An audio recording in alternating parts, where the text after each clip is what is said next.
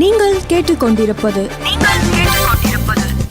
செய்திகள் ஒரு பார்வை.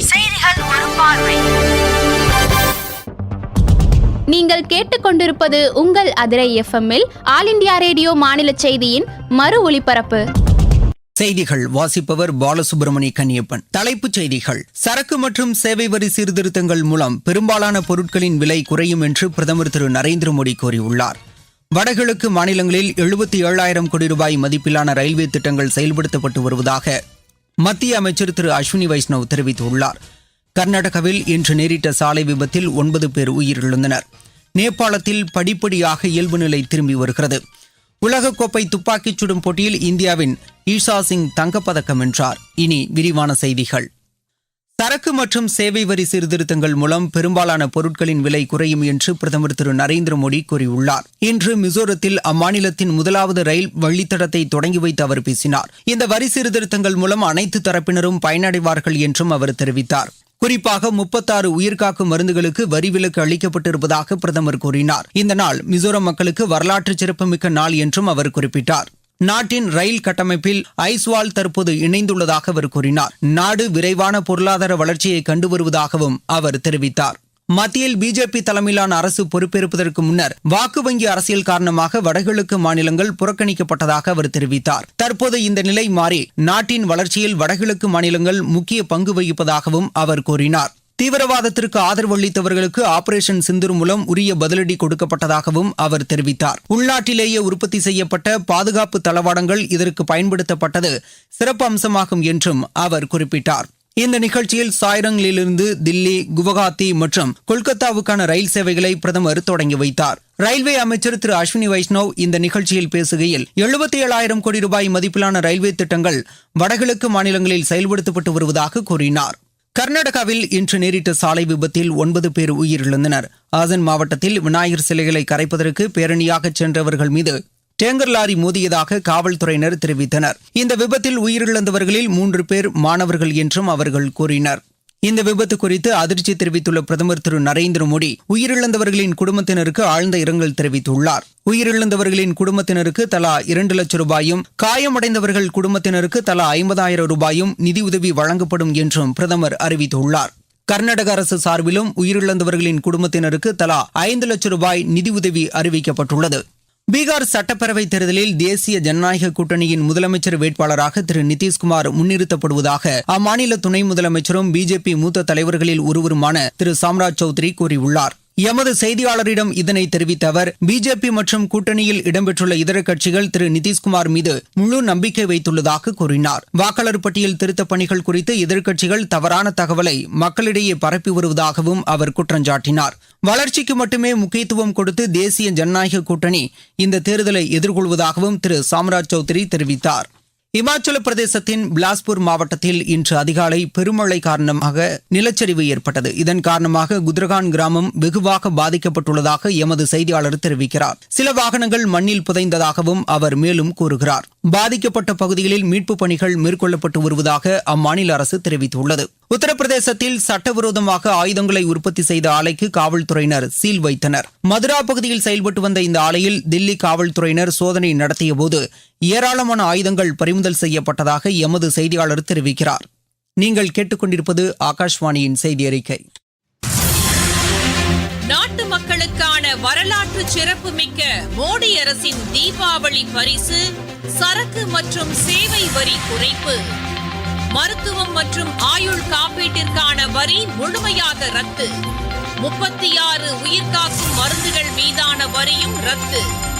அடுத்த தலைமுறைக்கான இந்த சீர்திருத்த நடவடிக்கைகளில் மாணவர்கள் பயன்படுத்தும் ஸ்டேஷனரி பொருட்களுக்கான வரி ரத்து.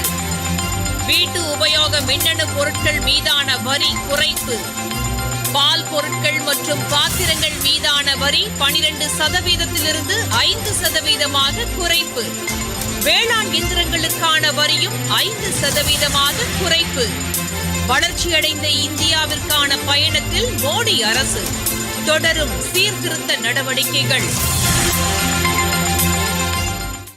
சரக்கு மற்றும் சேவை வரி சீர்திருத்தங்கள் மூலம் அனைத்து தரப்பினரும் பயன்பெறுவார்கள் என்று பொருளாதார நிபுணர்கள் தெரிவித்துள்ளனர். குறிப்பாக மாணவர்கள் பயன்படுத்தும் ஸ்டேஷனரி பொருட்களுக்கு வரி விலக்கு அளிக்கப்பட்டு இருப்பது வரவேற்கத்தக்கது என்று சென்னையைச் சேர்ந்த பொருளாதார நிபுணர் திரு ராஜேஷ் கிருஷ்ணமூர்த்தி எமது செய்தியாளரிடம் தெரிவித்தார்.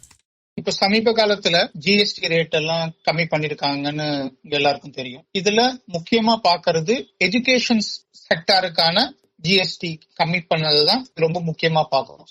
5%, 12% இந்த ஸ்டேஷனரி ஐட்டம்ஸ் எல்லாமே 0% ஆக்கியிருக்காங்க. For example notebooks, exercise books, graph, pencil, sharpener, maps, அதாவது மாணவ மாணவிகளுக்கு எது முக்கியமா அதிகமா தேவையோ இந்த விஷயங்களுக்கு எல்லாமே அவங்க ஜிஎஸ்டி 0 ஆக்கிட்டாங்க. இது பெரும்பாலும் மக்களுக்கான படிப்பு செலவுகளை குறைக்கிறோம். எல்லாருக்கும் பாத்தீங்கன்னா வருஷத்துக்கு புக்ஸ் அண்ட் ஸ்டேஷனரி ஃபீஸ் அந்த அளவுக்கு ஜாஸ்தி ஆகும். இப்ப அதுல என்டையரா 0 ஆக்கிட்டதுனால அதுல பெரும்பான்மையான ஒரு பகுதி வரியா பே பண்றது குறையும். இது ஒரு நல்ல முன்னெடுப்பு. இது இல்லாம 18%, 12% இந்த ஜியோமெட்ரி பாக்ஸஸ், அப்புறம் கலர் பென்சில், இது எல்லாத்தையுமே 5% குறைச்சிருக்காங்க.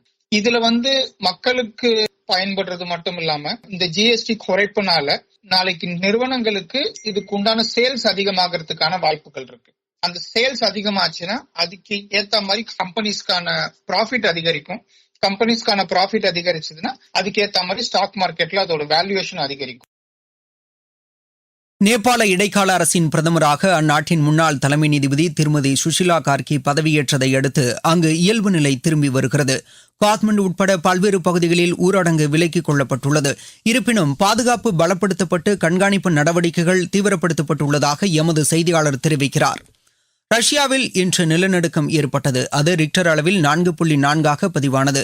இதனையடுத்து காம்சத்கா மாகாணத்திற்கு சுனாமி எச்சரிக்கை விடுக்கப்பட்டது. ஆப்கானிஸ்தானில் நிலநடுக்கத்தால் பாதிக்கப்பட்ட பகுதிகளில் நிவாரணப் பணிகளை மேற்கொள்வதற்காக ஐக்கிய அரபு எமிரேட் சார்பில் 2500 டன் நிவாரணப் பொருட்கள் வழங்கப்பட உள்ளன. உணவுப் பொருட்கள், தற்காலிக குடில்களை அமைப்பதற்கான பொருட்கள் மற்றும் மருத்துவ உபகரணங்கள் இதில் அடங்கும் என்று தெரிவிக்கப்பட்டுள்ளது. உலகக்கோப்பை துப்பாக்கிச் சுடும் போட்டியில் இந்தியாவின் ஈஷா சிங் தங்கப்பதக்கம் வென்றார். சீனாவின் நிங்போவில் நடைபெற்று வரும் இப்போட்டியின் மகளிர் 10 மீட்டர் பிரிவில் அவர் இப்பதக்கத்தை கைப்பற்றினார். உலக தடகள சாம்பியன் போட்டி ஜப்பானில் இன்று தொடங்கியது. டோக்கியோவில் வரும் 18ஆம் தேதி வரை நடைபெறவுள்ள இப்போட்டியில் இந்தியாவின் சார்பில் நீரஜ் சோப்ரா தலைமையிலான 19 பேர் கொண்ட அணி பங்கேற்றுள்ளது. ஹாங்காங் ஓபன் பேட்மிண்டன் போட்டியில் இந்தியாவின் சாத்விக் சாய்ராஜ், சிராக் ஷெட்டி இணை இறுதி ஆட்டத்திற்கு முன்னேறியுள்ளது. ஆடவர் இரட்டையர் பிரிவு அரையிறுதி ஆட்டத்தில் இந்த இணை 21-17, 21-15 என்ற செட் கணக்கில் சீன தைப்பேயின் சென் செங் குவான் லின் பேங்வி இணையை வென்றது. உலக சீனியர் பேட்மிண்டன் போட்டியில் இந்தியாவின் லிங்கேஸ்வர ராவ், ஜுசானே வெங்லெட் இணை இறுதி ஆட்டத்திற்கு முன்னேறியுள்ளது. தாய்லாந்தில் நடைபெற்று வரும் இப்போட்டியின் கலப்பு இரட்டையர் பிரிவில் இந்த இணை 21-10, 21-17 என்ற செட் கணக்கில் சீன தைப்பேயின் இசு என் குவா சு ஜுங் லீ இணையை வென்றது. சுவிட்சர்லாந்துக்கு எதிரான டேவிஸ் கோப்பை டென்னிஸ் போட்டியில் இந்தியா 2-0 என்ற ஆட்டக்கணக்கில் முன்னிலை பெற்றுள்ளது. நேற்று நடைபெற்ற 2 ஒற்றையர் பிரிவு ஆட்டங்களிலும் இந்தியா வெற்றி பெற்றது. எகிப்து ஓபன் ஸ்குவாஷ் போட்டியில் இந்தியாவின் அபய் சிங் 2வது சுற்றுக்கு முன்னேறியுள்ளார். ஆடவர் ஒற்றையர் பிரிவு முதல் சுற்று ஆட்டத்தில் அவர் 12-10, 11-9, 11-3 என்ற செட் கணக்கில் பிரான்சின் கிரிகோ மார்க்கேயை வென்றார். உஸ்பெகிஸ்தானில் நடைபெற்று வரும் கிராண்ட் ஸ்விஸ் செஸ் போட்டியின் 8வது சுற்று முடிவில் இந்தியாவின் நிகழ் செரீன் தொடர்ந்து முதலிடத்தில் நீடிக்கிறார். ஆசிய கோப்பை மகளிர் ஹாக்கி போட்டியில் இந்தியா இன்று ஜப்பானை எதிர்கொள்கிறது. சீனாவின் ஹாங்கோங்ஸுவில் இப்போட்டி பிற்பகல் மணி 2:15க்கு தொடங்குகிறது. சீனாவில் இன்று தொடங்கிய 18 வயதுக்குட்பட்டோருக்கான ஆசிய ரக்பி சாம்பியன் போட்டியில் இந்தியா ஆடவர் பிரிவில் கத்தாரையும் மகளிர் பிரிவில் உஸ்பெகிஸ்தானையும் வென்றது. கர்நாடகாவில் இன்று நேரிட்ட சாலை விபத்தில் 9 பேர் உயிரிழந்தனர். நேபாளத்தில் படிப்படியாக இயல்பு நிலை திரும்பி வருகிறது. உலகக்கோப்பை துப்பாக்கிச் சுடும் போட்டியில் இந்தியாவின் ஈஷா சிங் தங்கப்பதக்கம் வென்றார். இத்துடன் இந்த செய்தி அறிக்கை நிறைவடைந்தது. நாளை மீண்டும் செய்திகள் ஒரு பார்வை காலை 10 மணிக்கு கேட்க தவறாதீர்கள். எப்பவுமே கேளுங்க எஃப்எம் நாளை நம்ம அதிரை FM 90.4 நமது சமூகம் நமது நலன். ஆல் இந்திய ரேடியோவின் வானிலை செய்திகளுக்கு நன்றி.